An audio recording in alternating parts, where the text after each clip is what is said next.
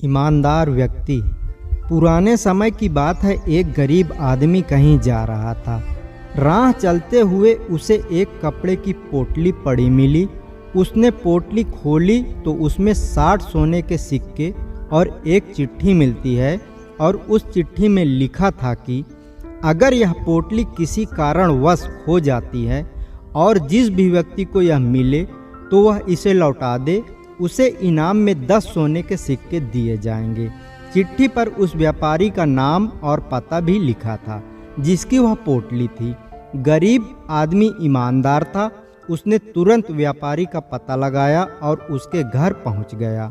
व्यापारी, जो पहले ही अपने सिक्के खोने से परेशान था, पोटली पाकर वो बहुत खुश हुआ, लेकिन उसके मन में लालच जागी तो वह चालाकी पर उतर आया और सिक्के गिनने के बाद व्यापारी बोला, पोटली में 70 सिक्के थे, तुमने पहले ही 10 सिक्के निकाल लिए।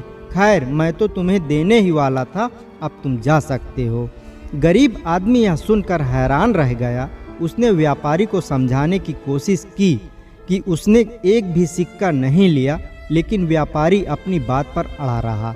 चूंकि बात उसकी ईमानदारी पर आ गई थी, मामला बढ़ते बढ़ते राजा तक पहुंच गया। राजा ने दोनों की बात सुनी।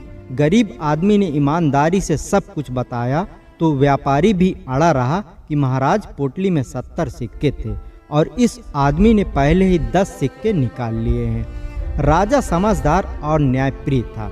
उसने तुरंत व्यापारी की लालच को भांप लिया और फैसला सुनाया कि व्यापारी कहता है कि उसकी पोटली में 70 सिक्के थे, तो यह पोटली उसकी नहीं हो सकती। वह पोटली किसी और की होगी जिसमें 60 सिक्के थे। इसलिए यह पोटली उस गरीब आदमी के पास ही रहेगी जब तक सही मालिक नहीं मिल जाता। यह सुनकर व्यापारी हक्का बक्का रह गया और उसने राजा से कहा, मेरे सिक्कों का क्या होगा? राजा ने मुस्कुराते हुए कहा, कोई ईमानदार व्यक्ति तुम्हारी 70 सिक्कों वाली पोटली पा जाएगा तो वह तुम्हें लौटा देगा। कहानी से सीख, हमें सदा अपने वचन का पालन करना चाहिए। ईमानदारी और वचनबद्धता हमारे चरित्र की पहचान होती है। जो लोग अपने वादों से मुकरते हैं वो समाज में अपना सम्मान खो देते हैं। दूसरी ओर ईमानदारी हमें न केवल आत्मसंतोष देती है, बल्कि हमें दूसरों की नज़रों में भी ऊंचा उठाती है।